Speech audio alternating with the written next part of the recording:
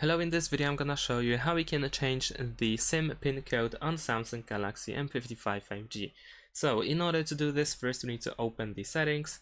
In the settings you want to go to connections, then go to SIM manager, choose more settings at the bottom, go to SIM card security. Now we need to activate the lock SIM card option, so tap on the slider, and now we need to enter our current pin code.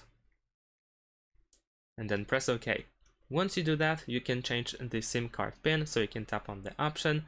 First, you need to enter once again the current code, and then press OK. Now you need to enter the new code, and then press OK, and then confirm the same new code. So once again, enter the new code, and then press OK. And that's how we can change the SIM pin code. And that's it. Thanks for watching. Leave a like and subscribe to my channel, and see you in my next videos. Bye.